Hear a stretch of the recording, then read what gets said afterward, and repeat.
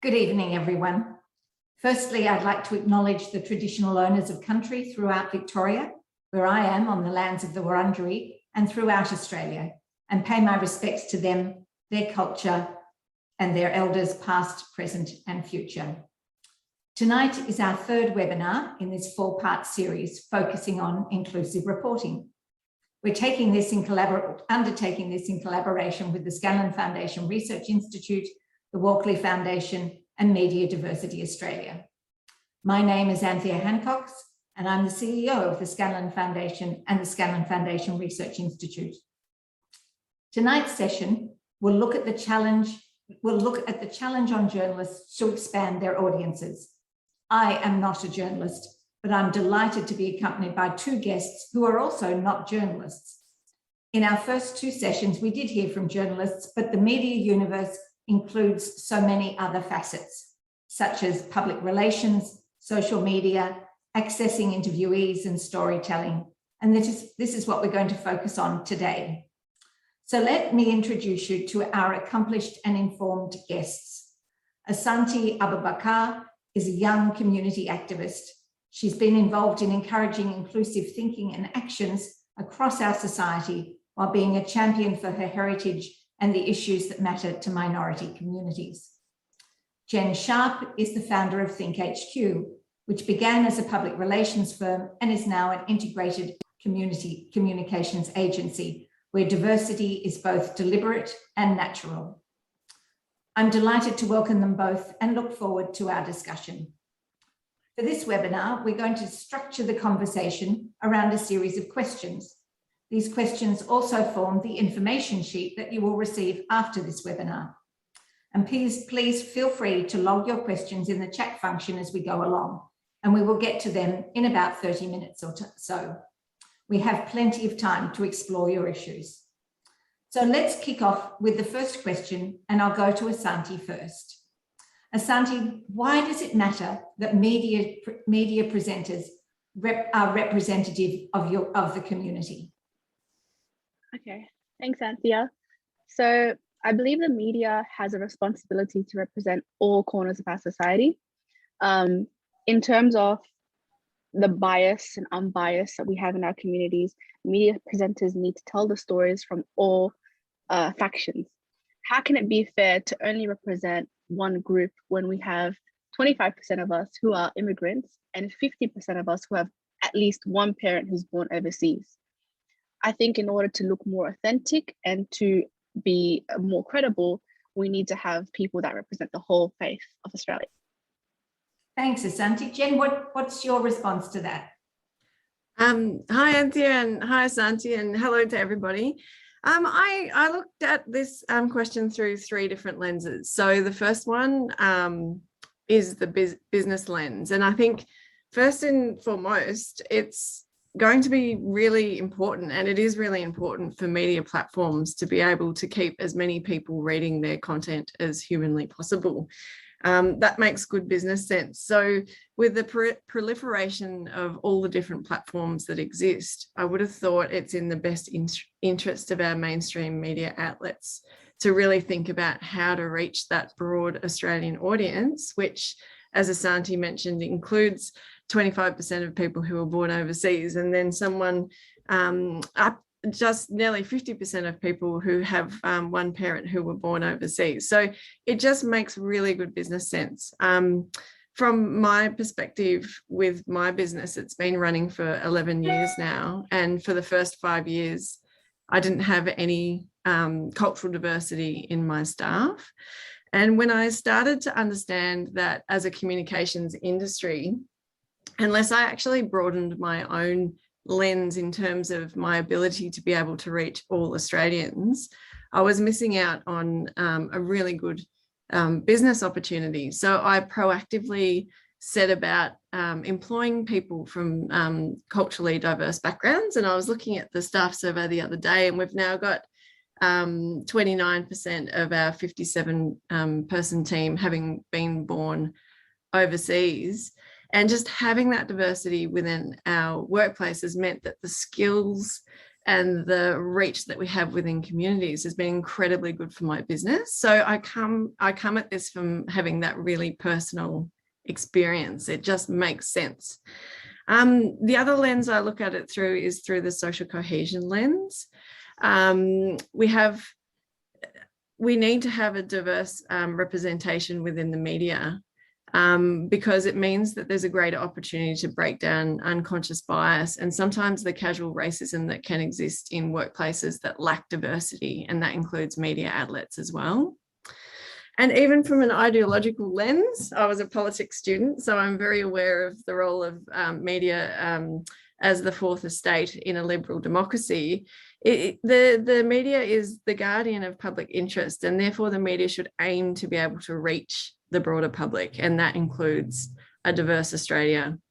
And I also interviewed a number of my staff who are overseas born in preparation for today, and I just wanted to read out one comment, and that I would like to see in Australian news more representation of multiculturalism and Indigenous cultures so that we as Australians can have a better understanding of each other.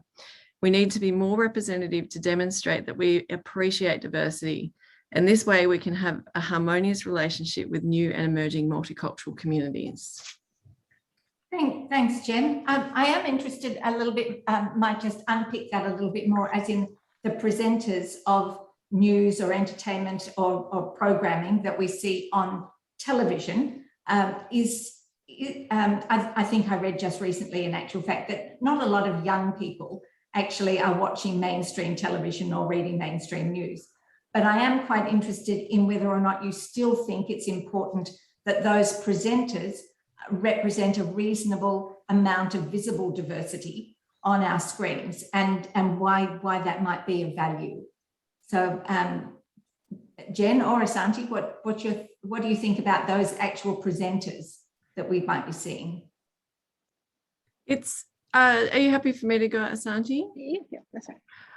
I think it's the most visual representation of Australian media. So if you have all white presenters, then it acts as a barrier for people from diverse backgrounds from actually wanting to enter into the media space. So another comment that I got from one of my staff is I really haven't tried to work in the media because in the back of my mind, I've always thought that it would be very hard to be represented in the media if you're from multicultural backgrounds. And I think if it's all just white presenters, then that acts as a visual and a perceived barrier. Asanti, what do you or your friends think about the people that they do see when they look at television and see the sorts of presenters that are there? What's their views about that? I feel like the conversations I have with my friends around media presenters wouldn't necessarily be about them personally per se. It would be more about what they're talking about, the way they communicate, the wording they're using when they speak about diverse populations, and that's the issue that we have. Or for example, if topics or conversations relating to matters of diverse populations were spoken about by people who aren't even from that community, it makes it hard to see them as credible or as authentic as it would be if it was coming from someone that was from that particular background. That's our main issue, I guess. For example, let's say, we have a reporter talking about what's happening in Afghanistan, and they go into detail and they speak about the horrors and the traumas that people are going through and about their experience, but it just doesn't sound as good as it would have sounded or looked if it came from someone that was an Afghani presenter or someone that came from similar regions, and those types of people, those type of presenters would be better at handling and tackling those types of topics because it's something that they are familiar with. Yeah, that's what I think. Great, thank you, Asanti.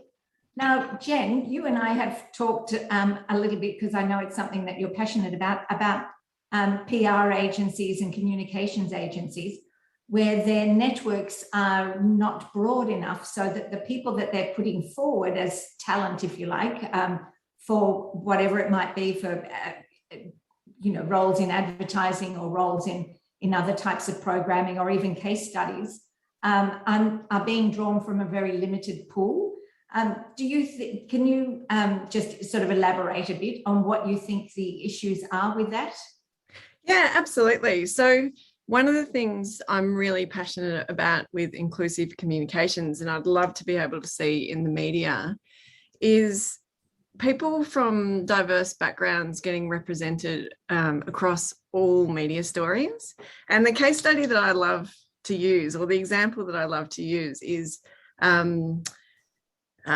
working families in lockdown. When media profiles working families in lockdowns, I always look to see, is there any diversity? And if you kind of went by Victorian media, you'd think that working families only actually existed in Carlton and Albert Park. And I know that it's easy to send a photographer out to those two areas. It's very close, but it's also really, really quick to get to Footscray as well. And I think part of the issue is PR does pitch in a lot of stories to media, and PR is one source of where stories come from, and social media is another. And but I'll focus on PR to start. The issue is that when we as a business work with a client and they want to pitch in a case study story, the easiest way to tap into identifying case studies to pitch into media is through family and friends. So if the communications agency or the PR agency itself doesn't have any diversity, the likelihood of them pitching in case studies that are from more diverse backgrounds is basically very limited or just not going to happen. And that's why you end up with white Australian families being profiled in these stories all the time. And so the push for me to actually have more diversity in my business means that when we do a call out to staff to say, hey, does anyone have friends who are a family that have school-age kids that want to get profiled by the age because the journalist is interested, all of a sudden now we can tap into families from Afghanistan and Vietnam and all different kinds of countries, and we wouldn't have had that capacity to be able to network and reach out. So that's a kind of a classic example of how I think PR and the lack of diversity in our industry perpetuates the lack of diversity in general news. Yeah. And then on the advertising side of things, it's really extraordinary when we go to put together pitch decks for clients.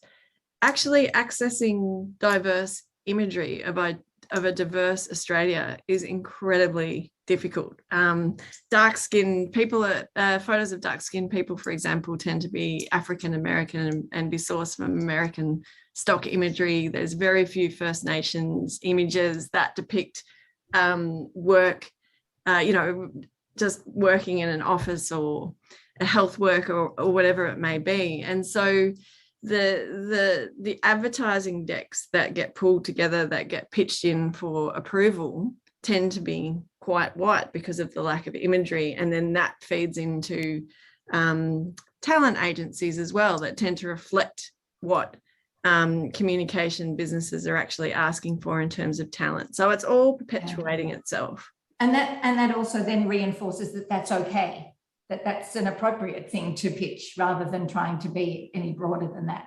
And it is interesting. So from, Asanti is talking about the authenticity, that it's really important to have voices of particular areas talking about their particular issues, but it's just as important to have people from a whole diverse range of different backgrounds talking about all sorts of things that affect Australia and not necessarily specific just to an issue related to them in regard to their country of heritage. So I think this is a really interesting point.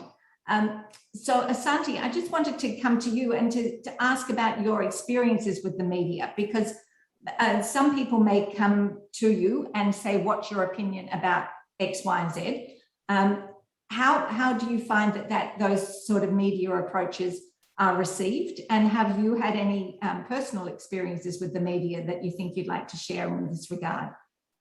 Yes. So I definitely had personal experiences with the media, some not the best. I guess my relationship with the media is kind of a bit 50-50 in terms of good and bad. And it's because I do see the pros in media. I know that it's really good for raising awareness for certain things, especially, events happening that are tragic or events that are happening that are uplifting. I feel like it's important to know the news, to know what's happening around you, to, I guess, see what's happening around the world.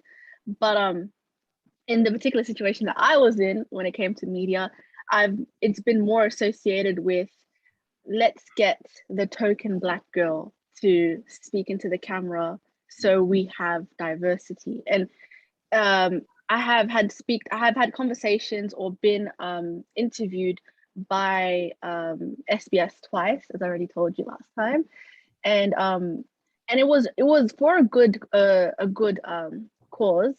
The first one was in relation to it was at an event that I was at for a sisters high tea, a Muslim sisters high tea, and it was about representation of Muslims in the media. But my words were taken out of context, and it seemed like I was, which I am, but it seemed like I was excessively pro-LGBT. Like, I don't even know how the whole message of what I was trying to say was completely put onto that. So then when people from my community are watching it, they're like, huh, what's Asanti? And I was like, you don't get it. I'm trying to say that we need to respect all groups. And so what I was trying to say was lost in translation.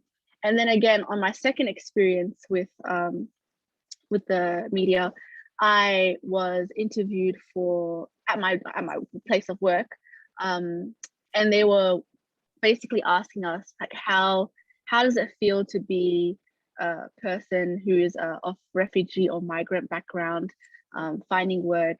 Are you appreciative that your boss has given you a job? And it made it look like it kind of, what's the best word? The best way to explain it is it diminished my capabilities and my skills and my status as a person, and made it to just someone that's of a foreign background, if that makes sense. Me working, my place working at that particular job wasn't even as a trainee, it was as an actual employee.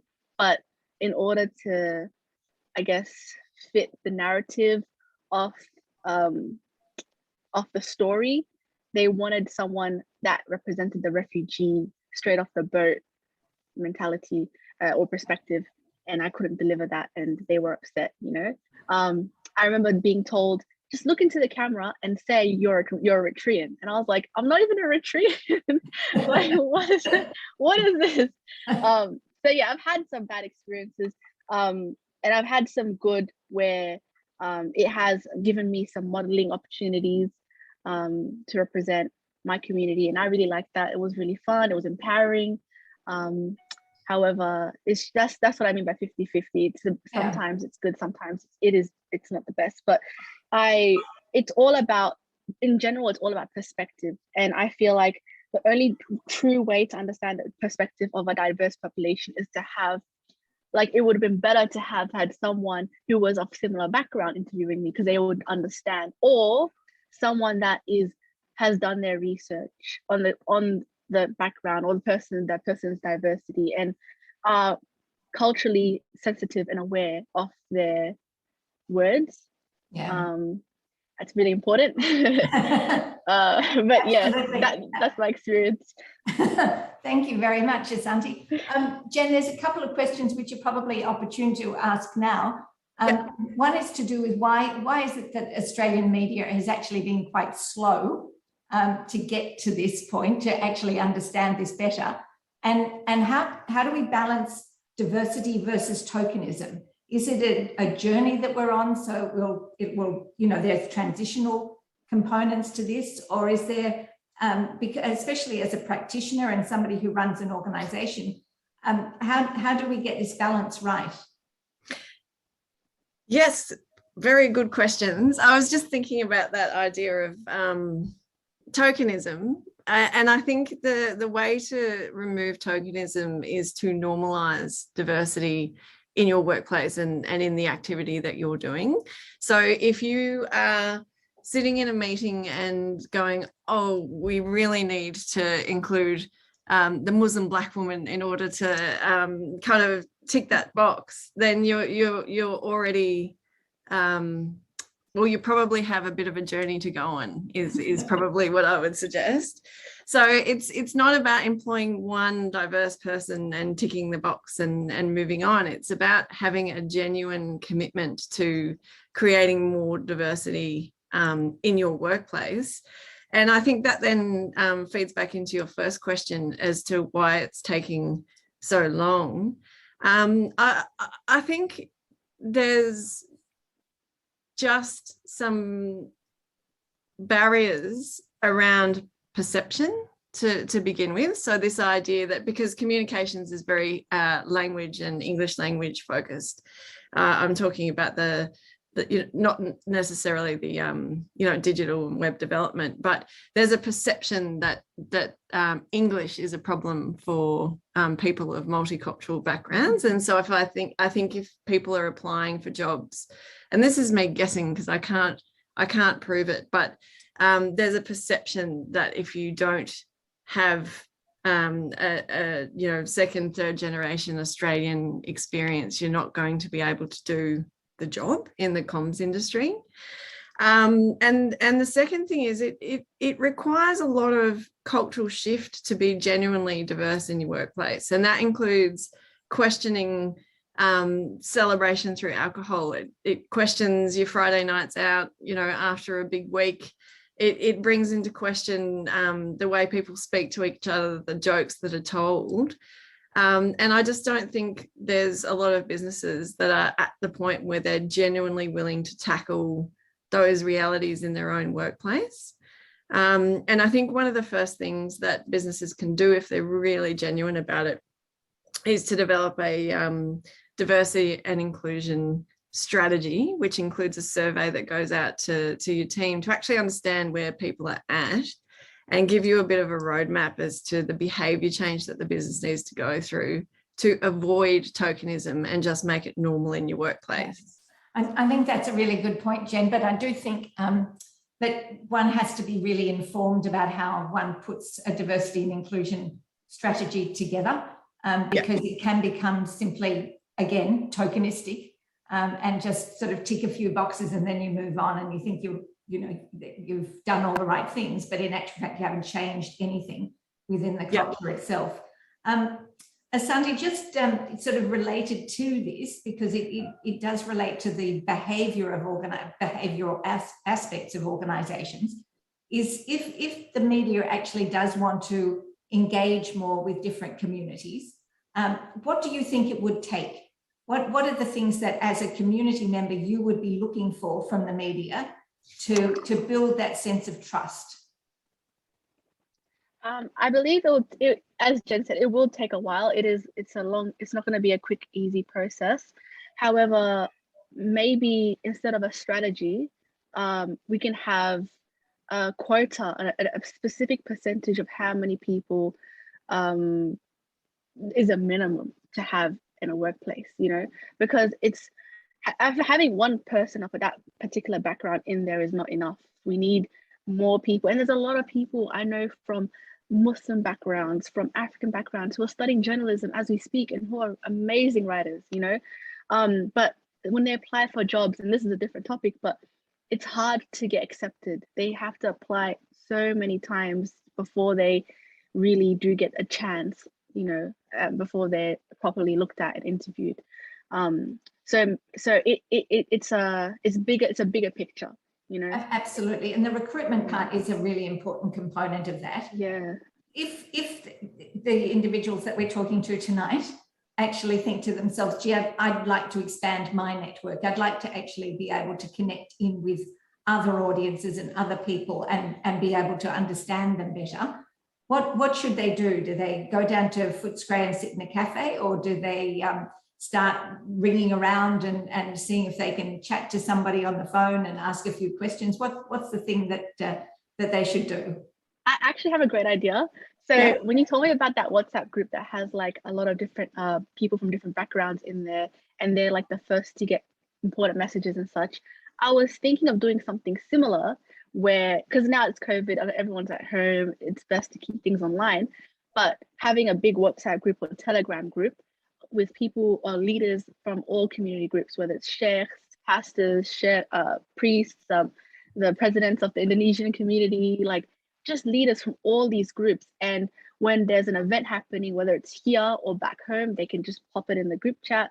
Journalists can be in that WhatsApp group chat as well, and they can see what's currently happening in these communities. Oh, it looks like the Oromo community is having a protest today at the city. Or oh, it looks like they're doing a Diwali festival here. And you know, maybe even journalists can ask, is this appropriate to say? How do you guys like to be referred to as it? Like, you know, it's like a good ground for everyone to speak and learn from each other. I think that would be a good idea. Maybe it doesn't have to WhatsApp, but maybe a platform where everyone can do that.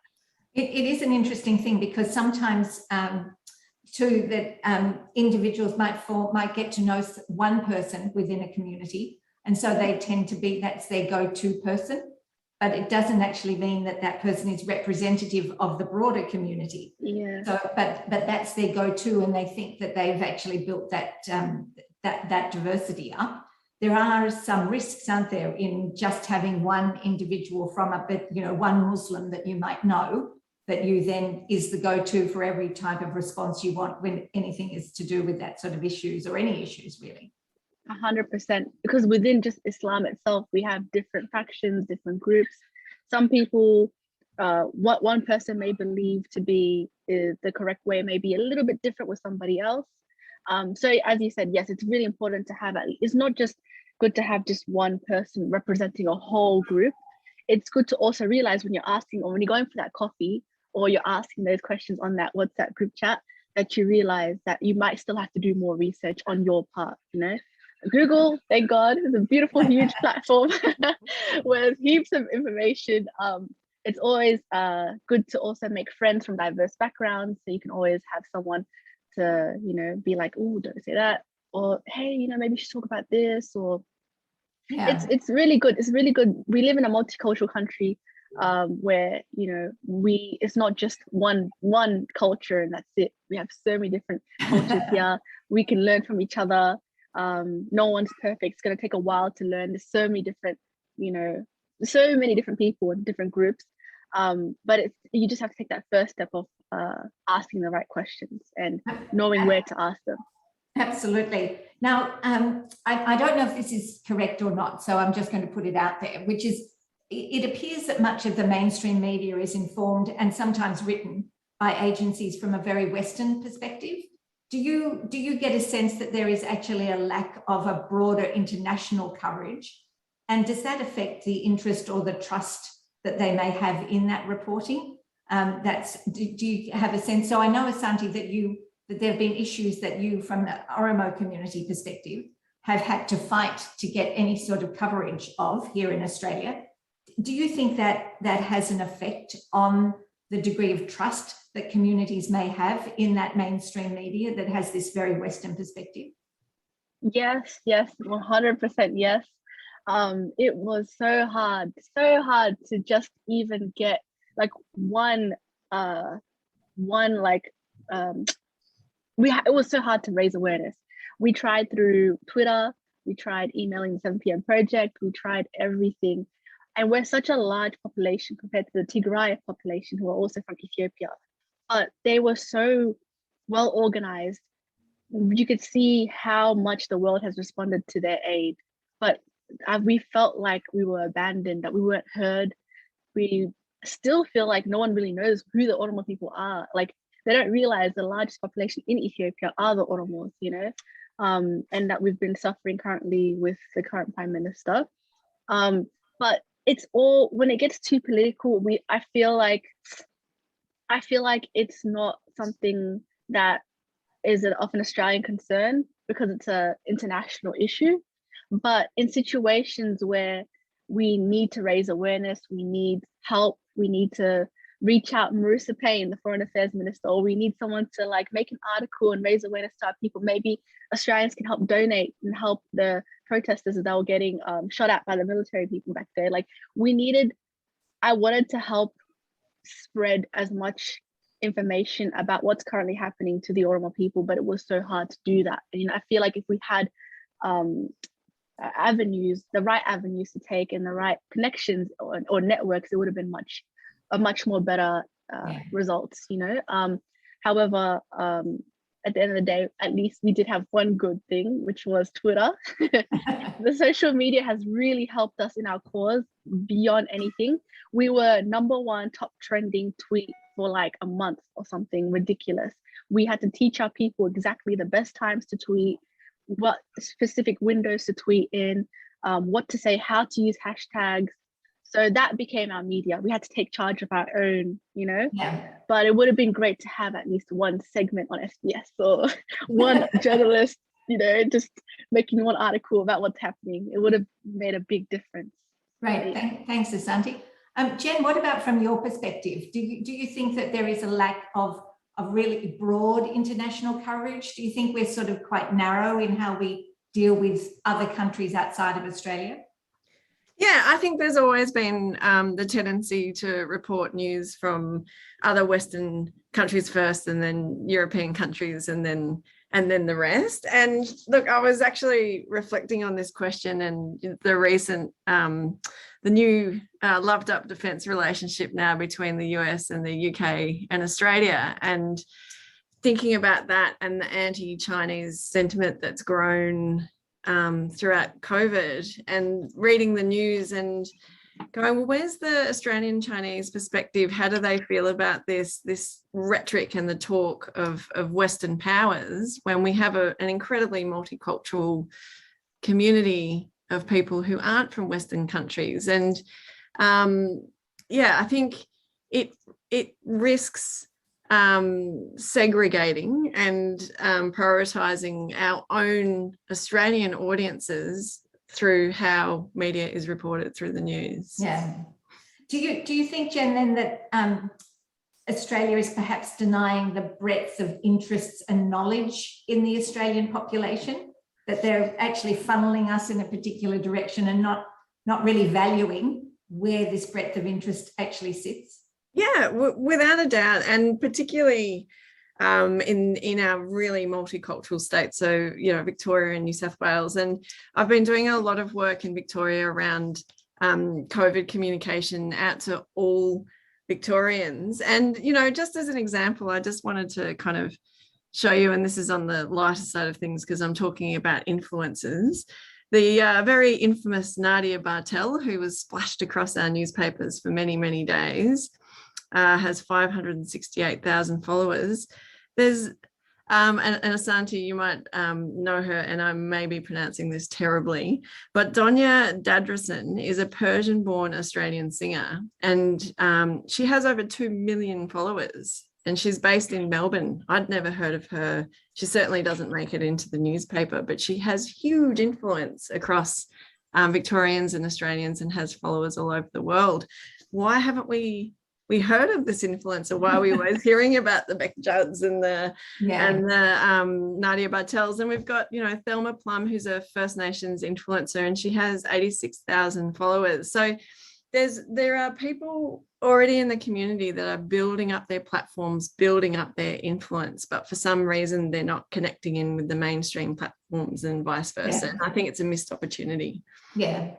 Now, Asanti, many members of various communities often seek the news from their home countries.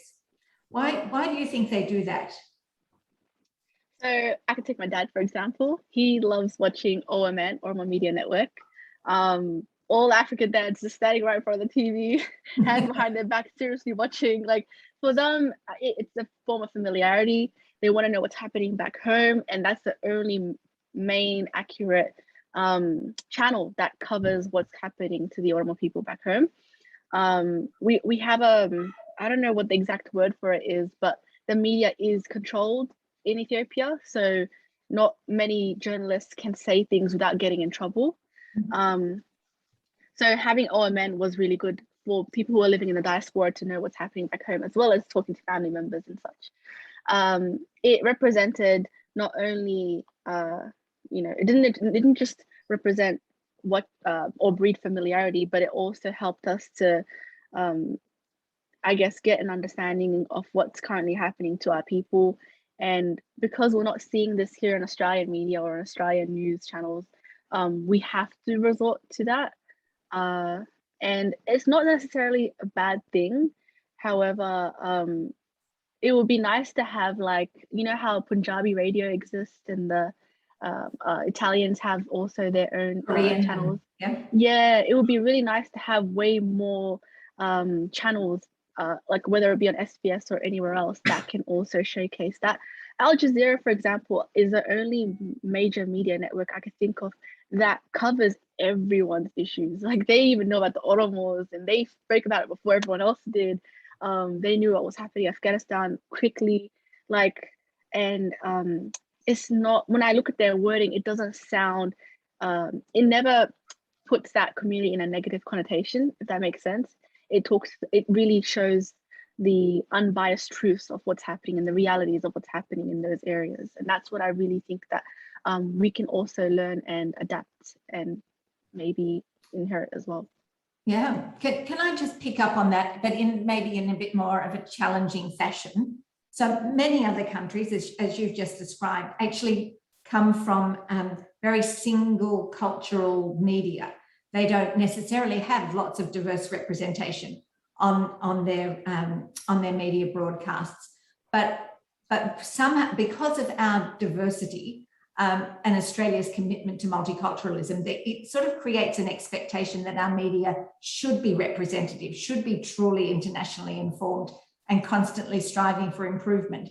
Is that sort of a thing that Australia needs to embrace? Is that in actual fact we can set ourselves apart by our ability to be as broadly representative and truly as internationally informed as possible?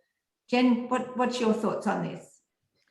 Oh, I think ideologically and from a social cohesion perspective, absolutely, that's what we should be striving for. But again, I think it gets down to, if that doesn't convince people, then the pure economics should. And that is that if you can't recognize who your audience is in this country and you don't start to cater your content to consolidate and increase subscriptions, then it's not good for business. So if the ideological and the social cohesion doesn't get people across the line, the economic argument should, because it's a very genuine one. Yeah, absolutely. So Asanti, just finally, we have mainstream media, we've got social media, we've got ethnic media and print media and broadcast media. Does that suggest diversity in our media sort of universe, if you like? But more importantly, I think, because you've just mentioned it in your response about using Twitter, can these smaller media channels influence those with much larger audiences? Can they influence the bigger mainstream media? 100%. As we've seen, tweets about the earthquake have been trending everywhere. People learned about the earthquake through Twitter, I feel like, before it even got to the news.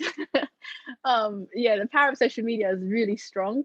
I've actually noticed, like, this next generation, my generation to be specific, is more, we learn our news through social media. I've found out about the COVID cases through TikTok.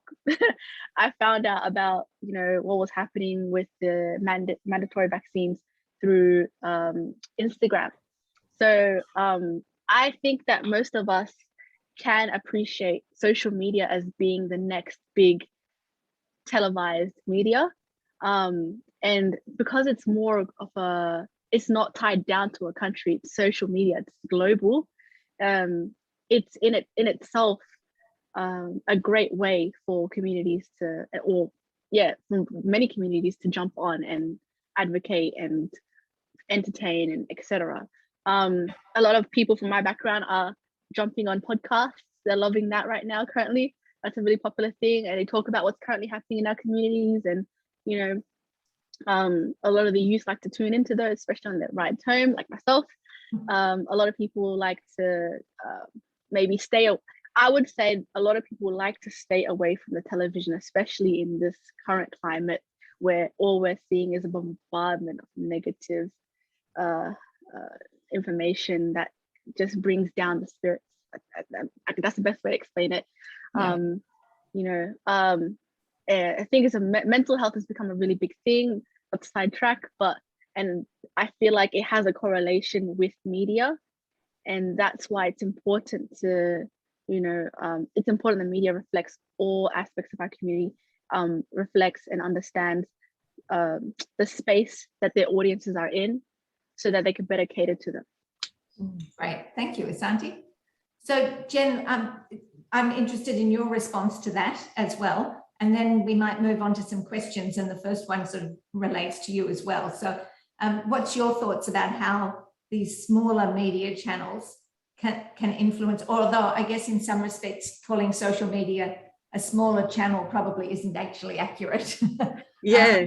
What is your view about the influence that channels that are perhaps not considered mainstream can influence what is mainstream? Okay, so there's definite positives and negatives. Yeah, when we call social media platforms small, they're definitely not, because they're owned by very, very rich people. And we have such a lack of diversity of media ownership in this country that it is of real concern, because the reality is there's so many actually amazing community media platforms out there, like community radio, WhatsApp groups, lots and lots of smaller groups that have come together, but they rely on people's time to create the content, and nobody's paid to do that. And so there is a lack of impartial journalism that gets published on all of these networks.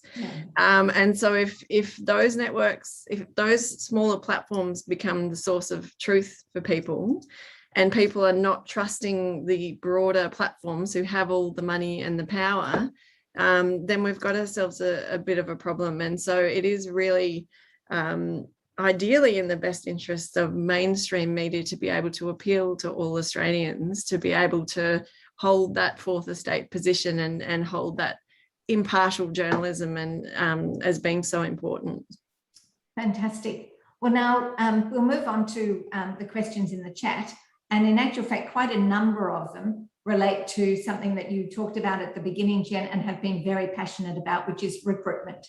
Yeah. So particularly recruitment in general, how do we get more diversity in the senior editorial and management levels? But also if you are thinking about bringing diversity into your workplace, there's sort of a question about, and I don't think this is what you're suggesting, but this idea of potentially ending up with quotas or people feeling like they've been brought on because they are simply representative of a particular community and they want to create diversity, visible diversity. Yep.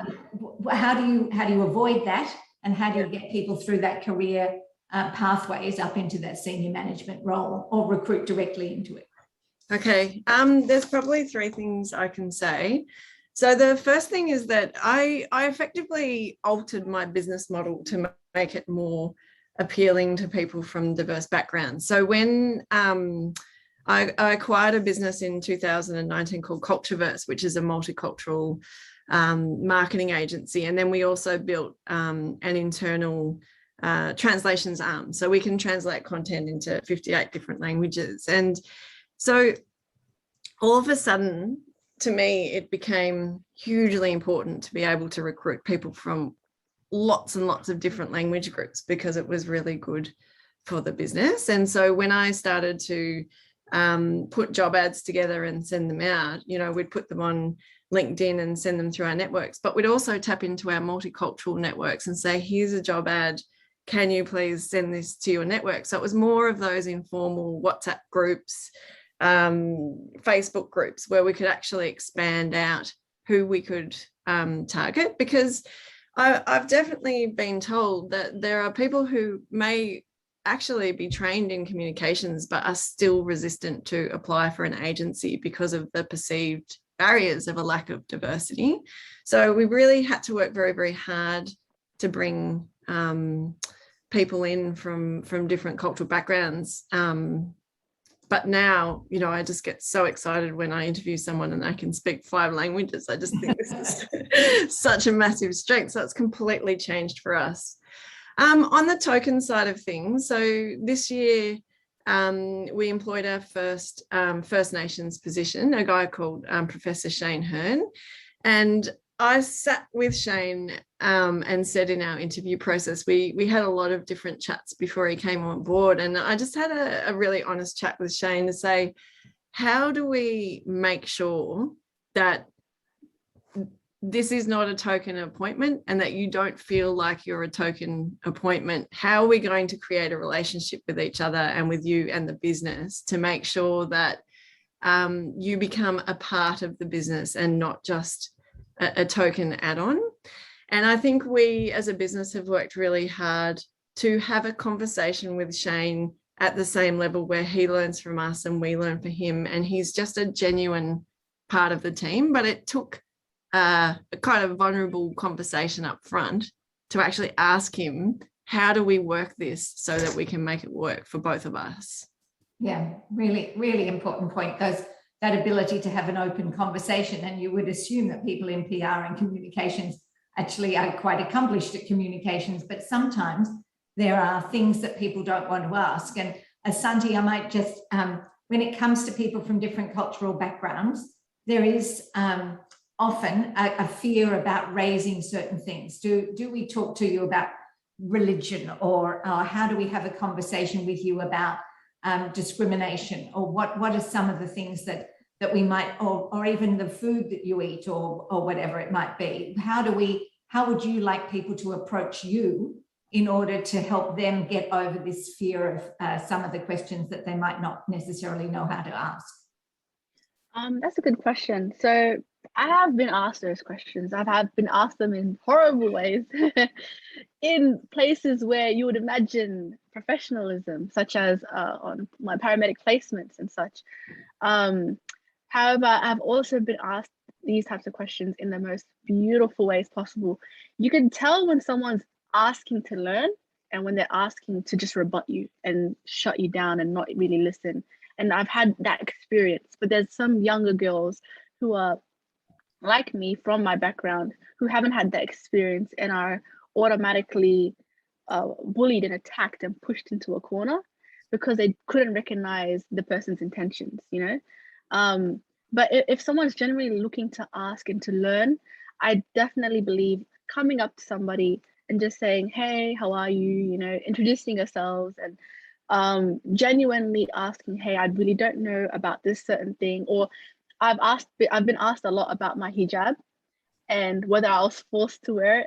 Instead of saying that, maybe change the wording. Maybe be like, so what has inspired you to wear the hijab, you know? Or what is that thing that you're wearing on your head? It's really beautiful. Can I ask you about, like, you know, there's always better ways of asking these questions, and it's all really in wording. Yeah, exactly. Being respectful and approaching it as from curiosity rather than approaching it as being confronting. Yes, exactly. That's all we want. Terrific. Jen, there's been another question about ageism in journalism.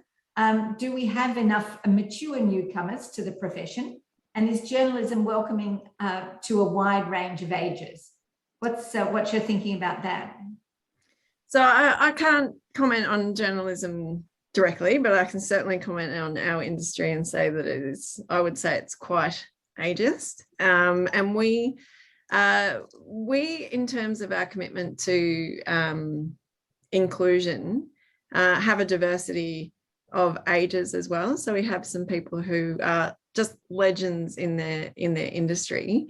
And I find actually that the more we evolve as a business, it's often the young people that sometimes need to learn about how people with more wisdom operate in a workplace. And there's often perceptions and sometimes prejudices that actually happen the other way around. And so I think at the end of the day, whether it's age or race or whatever difference there is, it's about creating a safe workplace where people can ask questions and be curious. And also, I think through the learning process of change, feel like they can stumble a bit and not feel the pressure of having to say the right thing absolutely all the time. Because as long as there is the motivation and the intent to create that safe environment, then it can be a bit of a clunky journey, but it's worth it. Yasmin Asanti has said that relegating diverse communities to niche topics like food, prayer and worship can be perceived as microaggression. It's certainly something that we as a group feel quite strongly needs to be broken down, that you do need to have the right people talking on the right topics. So you shouldn't be talking about worship without having multiple voices involved in that. But I think, again, what you said before about style and approach does have an effect on whether people perceive that as being a microaggression, an aggressive way of approaching those particular topics. But we've also said that we really need people from across the community talking about water safety and talking about health access and talking about, whether or not they can get Amazon to deliver on time or whatever it might be. There's this sense of you being asked about everything rather than simply being asked about particular topics. Did you want to make any comments about that? Yes, I can definitely see how, and I've also experienced how it can come off as microaggressions. I think it's all about space and timing.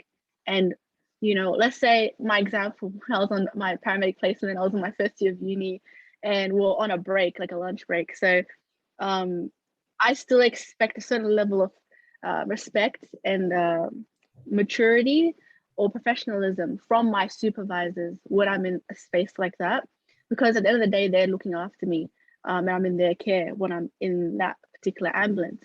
So to be asked questions pertaining to my religion, and then slowly, because you could tell where the questions lead to a point, and when it got to a point where it got really disrespectful, it was already too late for me to backtrack and go, hey, I don't want to talk about this. And that's where I tie in that question about ageism. It is so important to have people with experienced backgrounds in media. I literally wouldn't have been in this position if it wasn't for my mentors, having mentors, having people who've gone through those and had lived experiences with the media and know what to expect and can teach you what to expect and how to respond to certain questions or etc. Sorry, my AirPods just died. But it's all important because it helps guide young minds to better tackle these issues and to fully get what they're trying to say out without compromising their people or contradicting what they believe in.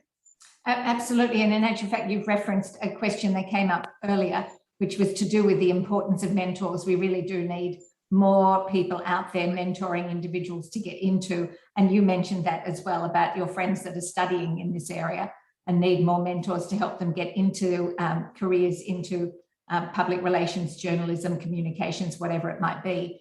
Now, Reese does raise an interesting question, which is whether ageist is occurring on purpose or not. And I do reflect back on what I mentioned before, that if young people are actually sourcing all in actual fact, they're not going anywhere near mainstream television or mainstream print media. They're getting it all from somewhere else. So if it's the older demographics that are actually watching mainstream television, are we simply catering for that experience, that familiarity, that trust that those newsreaders have built up all of those years for that particular audience? Is there a reason why we should be more inclusive even for older audiences if the young ones that might be demanding it more actually aren't even there? That's a good question. Jen, do you want to take one? Jen? Thanks a lot, Reese. I think it gets down to the proliferation question and whether we want our really dominant, powerful media platforms to only cater to a certain subset of our Australian community. And I think that's no good for democracy because we all vote. So I just think it is a backward, if there is an intentional discrimination to only go for the rusted on, the bolted on, then that is not a smart business strategy, and it also undermines the democratic principle of the fourth estate. So I just, it would be a shame. But I think in a subconscious way, it's not changing because of the challenges of the change to embrace more diversity. Yeah, and perhaps some of us that are demanding it need to accept that it will be transitional and that there will be, it'll take a few steps to get there, but of course we'd like it to happen sooner rather than later. Now, I think we've actually moved our way through most of the questions that I've seen there. So unless there's any more to come through, I thought I might ask whether, Asanti, you had some final words that you might like to say to our audience. If you could wave a magic wand and have an influence over all those that were listening, what's the things that you would like them to do going forward if they want to expand the audiences that they're talking to? Okay, so I have a range of ideas. Some may not seem as realistic or as quick to implement straight away, but they're short-term and long-term goals. So definitely that WhatsApp group or Telegram group, a platform where we have members from all diverse backgrounds. Of course, not just one token person from each group, at least 5 from each group. And whoever wants to join in are free to join in. It should be a space where journalists can learn from these diverse groups. It could also be a space where they can retrieve information for what's currently happening in these diverse groups. That's a first step towards increasing and improving the diversity we're seeing in our mainstream media. Secondly, I think it would be great to create bigger dialogues, not just with your main target audience that you have now, but to encourage more viewers from more different types of audiences, especially from younger people or from people from all walks of life. I feel like it would be better to either have panels where we invite them, like panels like such as these, where we invite them and get more suggestions and more ideas on how we can better and improve our media system. And lastly, I'd like to just say, when your wording matters. So when you make an article or report about a particular person from a particular group, it's really important to be culturally sensitive, whether they're a murderer or they're a student that is at school. When the way you use your wording around that person or particular persona will reflect on the entire community, so you'd be good, you'd have your viewers, you'd post your journal, but I'll be going onto a train and getting spat at because of that article, because of someone's reaction to it, So it is real people do see, they do read these things, they do look into it, and they make their own conclusions. So ensuring that you stay as positive as you can, regardless of how much viewers you will get, is my main, cry for help. Thank you, Asanti. There has been a late question though that sort of relates to that. If a journalist wanted to go and find somebody who was an engineer or someone who was a nurse or a doctor or somebody who had a particular trade in an area, and they wanted some commentary on Australia's infrastructure or whatever it might be, how do they go about finding those professionals within your community or broader African Australian communities or others? Well, within my family, you had all those 3 jobs already in there. My brother's an engineer, my mom's a nurse, been working in Australia for almost 30 years, and my dad's he's got a master's degree in forestry and agriculture, you know. So it's almost about coming back to grow your network, and Yeah. those networks will introduce you to the people that 100%. you want to know. So I wasn't joking about going and sitting in a coffee house in Footscray. Yeah. You will meet people, and people will come to trust you and know who you are. So Exactly. Yeah. Jen, I might just ask you, I'm starting to look like something out of a Halloween program. So I might ask you, Jen, for your final notes before I turn into an entire skull. Jen, what are your thoughts? Yeah, I think just on that question, like I worked with Carol Schwartz with the Women for Media initiative a number of years ago to help get, you know, business women connected in with journalists, so there'd be more business women commentary in the business pages. And I think Media Diversity Australia, if I'm not wrong, was actually doing a call out for people who kind of wanted to get trained up and be engaged. And it might be in the first instance that there needs to be that database of people from different cultural backgrounds who happen to be engineers or want to be profiled for work at home, you know, homeschooling stories. Because I think my final point is that probably the two biggest examples of where the media has really created a problem with reporting is around, you know, African youth gangs, as well as the depiction of Muslims and ISIS terrorism. And from my perspective, if we just had more stories about amazing African youth who are doing amazing things, or even just homeschooling their kids, or, you know, having trouble going to uni because of COVID, and, you know, Muslim people who are the engineers and being profiled in the business pages, then at least there is a counter narrative. But if all people read about is African gangs and, you know, ISIS threats of, you know, Muslim terrorism, then that is the only lens by which readers are going to see cultures or religions or ethnicities that they don't have a direct connection with. So I just think that importance of broadening the lens, bringing more diversity into the workplace, that ultimately leads to more diversity in case studies and the people that media are talking to, is just a great way to level it all out. Absolutely. Thank you so much, Jen. Thank you, Asanti and Jen, so much for being a part of this. It's been a fascinating discussion, and I've really enjoyed it myself. So I really appreciate all the time that you've given to making this happen. It's been interesting and informative, and I hope all our guests have enjoyed it as well. We hope that we might have brought you some new thoughts, how to expand your audiences, and to consider some of the ways that we might have limited our ability to extend our networks in the past. Please look out for the final session in this series, which will be held in November, and the information sheet that outlines some of the questions we discussed today. This will arrive by email in the next day or so. On that note, thank you all for joining us, and do enjoy your evening, and I'm going to go and turn the lights on. Thank you. Thank you, everyone. Thank you very much. Thanks, Asanti. Thank you. See you. Bye. Bye.